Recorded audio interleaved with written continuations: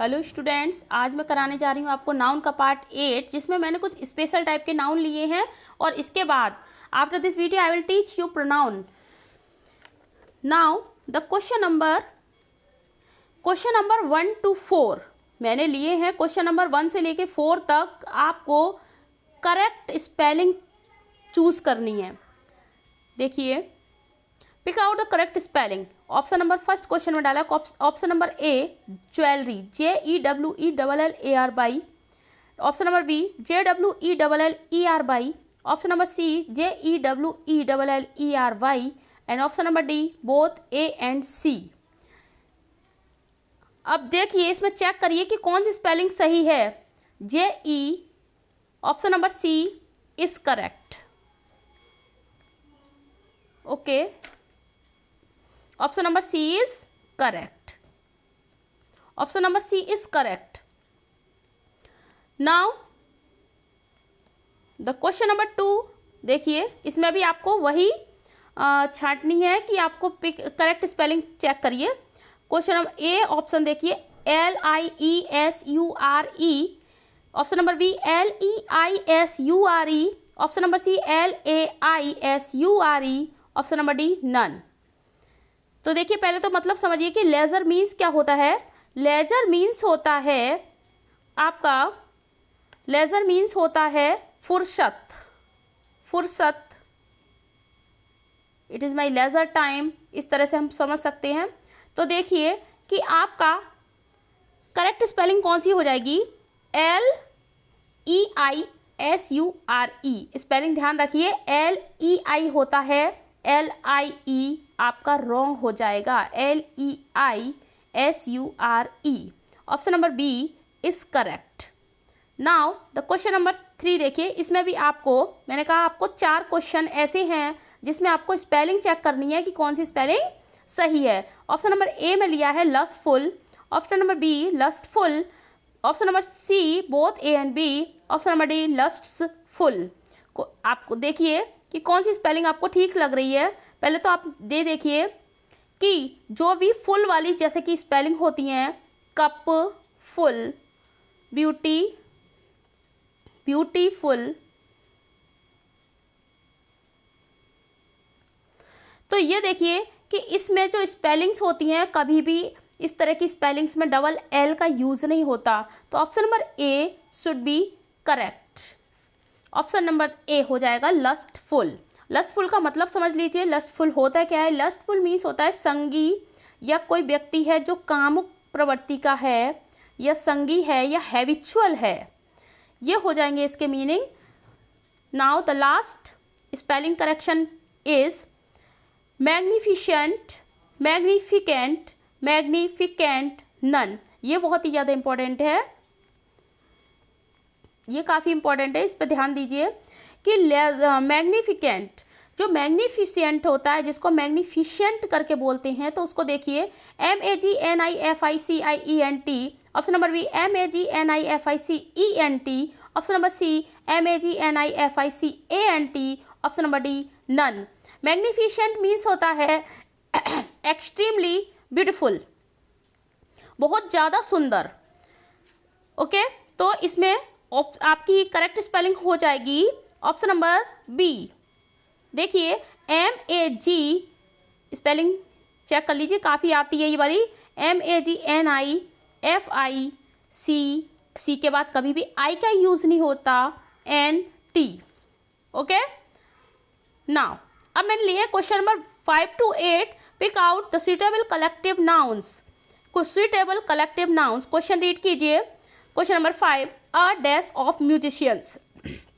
Option number A में डाला है मैंने set. Option number B pack. Option number C band. Option number D volley. अब देखिए इसमें क्या आ सकता है। अ सेट ऑफ म्यूजिशियंस हो सकता है, अ पैक ऑफ म्यूजिशियंस हो सकता है, ए बैंड ऑफ म्यूजिशियंस भी हो सकता है, ए वॉली ऑफ म्यूजिशियंस भी हो सकता है। तो देखिए आप इसमें कौन सा ऑप्शन सबसे ज़्यादा अच्छा है और बिल्कुल सही है, वो है ऑप्शन नंबर सी बैंड। इसको हम ट्रिक से भी याद कर सकते हैं कि म्यूजिशियंस बैंड बजाते हैं, तो इस तरह से हम ध्यान रख सकते हैं। केवल ये ध्यान रखने के लिए है कि बैंड ऑफ म्यूजिशियंस आप याद रख सकते हैं, पैक ऑफ वॉल्व्स मैंने आपको बता चुका है, सेट ऑफ रूल्स आपको बता चुका है, volley of questions, volley of missiles, volley of guns, ये सब मैंने आपको बताया हुआ है। Now the question number 6 is a dash of flowers. Flowers के साथ क्या लगाते हैं? बंच, सेट, रो या बुके। इसको बकेट मत पढ़िए, बकेट तो बाल्टी हो जाती है, ये बुके है, इसमें टी साइलेंट रहता है।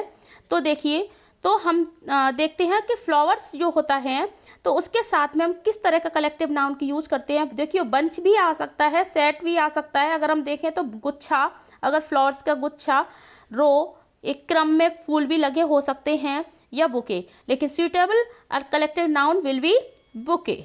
बुके हो जाएगा बुके ऑफ फ्लावर्स, जैसे हम किसी को गिफ्ट में बुके देते हैं उस हिसाब से हमारा फ्लावर्स करेक्ट होगा। क्वेश्चन नंबर 7 इज, क्वेश्चन को रीड कीजिए, a dash of trees. Option number A row, option number B clump, option number C both A and B, and option number D none. तो आप देखिए, trees के साथ हम किस कलेक्टिव नाउन का यूज करेंगे? Row of trees, clump of trees, both A and B.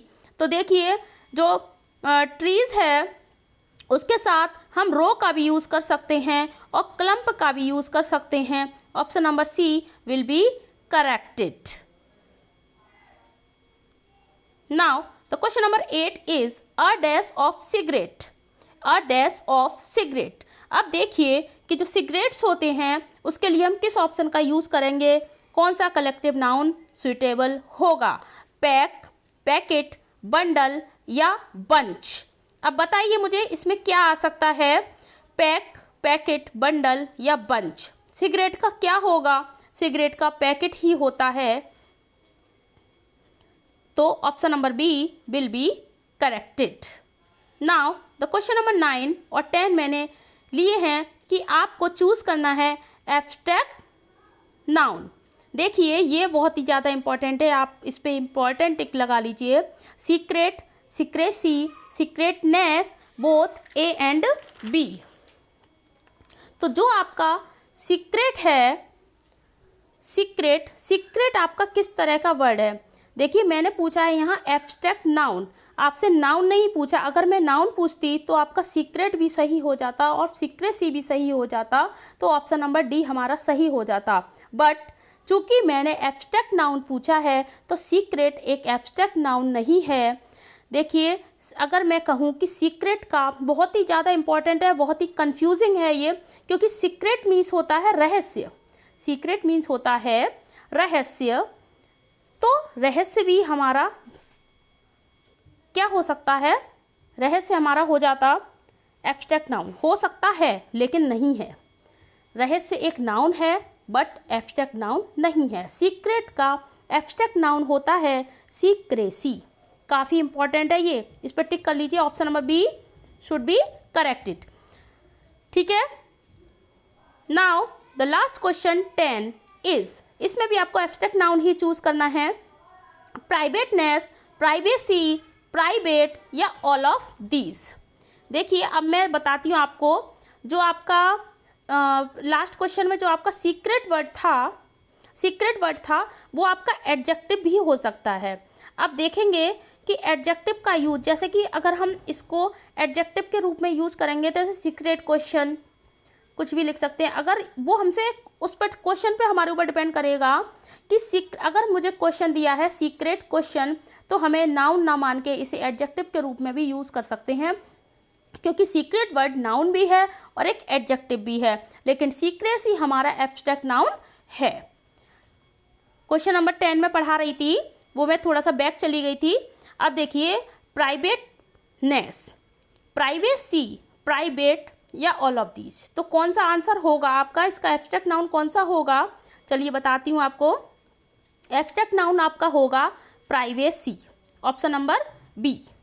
देखिए, जो प्राइवेट है वो हमारा एडजेक्टिव है, जैसे कि कोई प्राइवेट स्कूल, जिस शब्द के बाद, जैसा कि मैंने आपको पिछली वीडियो में बताया था कि जिस शब्द के बाद हमें नाउन लगाने की ज़रूरत हो तो वो एडजेक्टिव ही होता है। उससे हम पहचान सकते हैं, हम किसी के शब्द के आगे कोई भी यहाँ लगाइए। प्राइवेटनेस के आगे क्या हम कुछ नाउन लगा पा रहे हैं? क्या प्राइवेसी के आगे हम कुछ लगा सकते हैं? प्राइवेट के आगे हम लगा सकते हैं, तो ये हमारा एडजेक्टिव हो गया। प्राइवेसी, प्राइवेटनेस नहीं होता, ये हमारा करेक्ट नहीं है।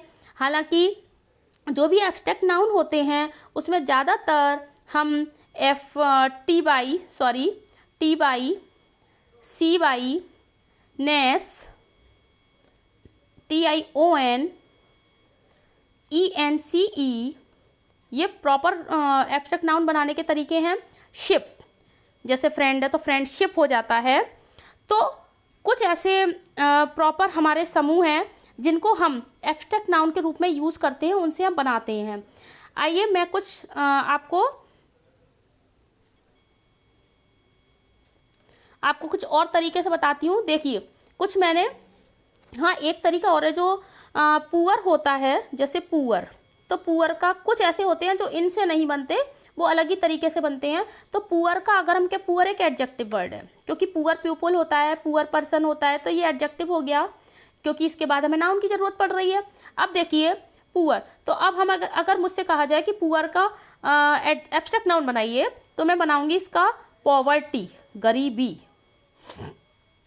नाउ अगर मुझसे कहा जाए यंग का बनाइए, तो मैं बनाऊंगी यूथ, क्योंकि यंग क्या है, नाउन है, वो सॉरी एडजेक्टिव है, और यूथ हमारा हो गया एब्स्ट्रैक्ट नाउन, क्योंकि उसका अर्थ हो गया जवानी। अगर मुझसे कहा जाए एक्ट, तो एक्ट का क्या हो जाएगा, एक्शन हो जाएगा।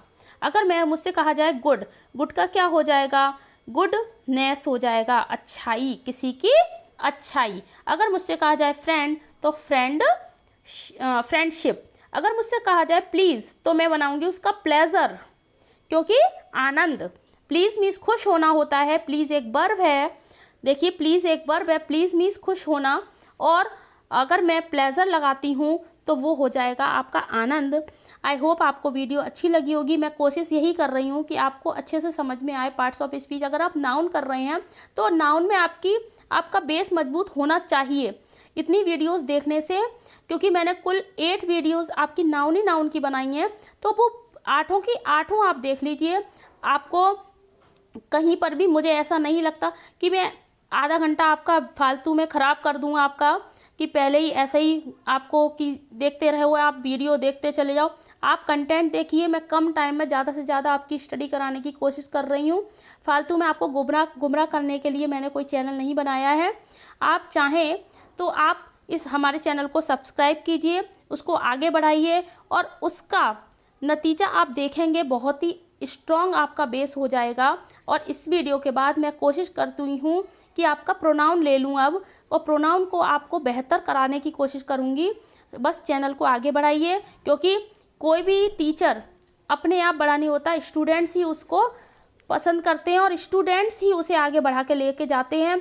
अगर आपको चैनल में कोई भी दिक्कत लग रही है, या आपको कोई क्वेश्चन क्लियर समझ नहीं आया है, तो आप मुझे कमेंट बॉक्स में लिख के भेज सकते हैं, मैं आपको आंसर ज़रूर दूंगी, कोशिश करूंगी। ओके, चैनल को सब्सक्राइब कीजिए। डिस्क्रिप्शन बॉक्स में आपको लिंक मिल जाएंगी सारी, आप पढ़ लीजिए। काफ़ी अच्छे से मैंने फर्स्ट सेकंड थर्ड वीडियोस में रूल्स बताए हैं। उसके बाद मैंने जो 5 सेट बनाए हैं वो मैंने नाउन की, उनमें सब में नाउन की प्रैक्टिस करवाई है। तो आप कुल मिला के इतने क्वेश्चन कर लीजिए, इससे आपका कुछ ना कुछ तो बेस मजबूत होगा। और मैं जब नाउन प्रोनाउन सबके सारी वीडियोस जब आपको करा दूंगी, उसके बाद में आपको प्रैक्टिस सेट ले लूँगी 50-50, 50-50 क्वेश्चंस के, जिससे कि आपका पूरा पार्ट्स ऑफ स्पीच एकदम मिक्स होकर जो क्लियर हो जाएगा। ठीक है, चैनल को सब्सक्राइब कीजिए। Okay, thank you.